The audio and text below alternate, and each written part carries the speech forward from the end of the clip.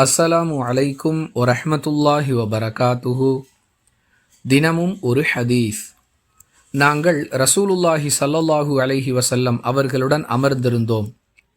அப்பொழுது அங்கு வந்த ஒரு மனிதர், யா ரசூலல்லாஹ், நான் அழிந்து விட்டேன் என்று கூறினார். இதை கேட்ட ரசூலுல்லாஹி ஸல்லல்லாஹு அலைஹி வஸல்லம் அவர்கள், உமக்கு என்ன நேர்ந்தது என்று கேட்க, நான் நோன்பாளியாக இருக்கும் நிலையில் என்னுடைய மனைவியுடன் கூடிவிட்டேன் என்று அம்மனிதர் பதிலளித்தார். ஓர் அடிமையை உம்மால் விடுதலை செய்ய முடியுமா என்று அல்லாஹுவின் தூதர் ஸல்லல்லாஹு அலைஹி வஸல்லம் அவர்கள் கேட்க, அம்மனிதர் இல்லை என்று பதிலளித்தார். தொடர்ந்து 60 நாட்கள் நோன்பு நோர்க்க உமக்கு சக்தி இருக்கிறதா என்று ரசூலுல்லாஹி ஸல்லல்லாஹு அலைஹி வஸல்லம் அவர்கள் கேட்டதற்கு அம்மனிதர் இல்லை என்று பதிலளித்தார். 60 ஏழைகளுக்கு உணவளிக்க உம்மால் முடியுமா என்று அல்லாஹுவின் தூதர் ஸல்லல்லாஹு அலைஹி வஸல்லம் அவர்கள் கேட்க அம்மனிதர் இல்லை என்று பதிலளித்தார். அப்பொழுது குறிப்பிட்ட ஒரு அளவில் பேரிச்சம்பழங்கள் ரசூலுல்லாஹி ஸல்லல்லாஹு அலைஹி வஸல்லம் அவர்களிடம் கொண்டு வரப்பட்டன. அவற்றை அந்த மனிதரிடம் கொடுத்த அல்லாஹுவின் தூதர் ஸல்லல்லாஹு அலைஹி வஸல்லம் அவர்கள், இதை தர்மம் செய்வீராக என்று கூறினார்கள்.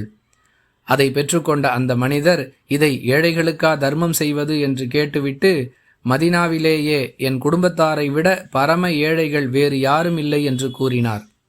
இதை கேட்ட அல்லாஹுவின் தூதர் ஸல்லல்லாஹு அலைஹி வஸல்லம் அவர்கள் கடவாய் பற்கள் தெரியும் அளவிற்கு சிரித்தார்கள்.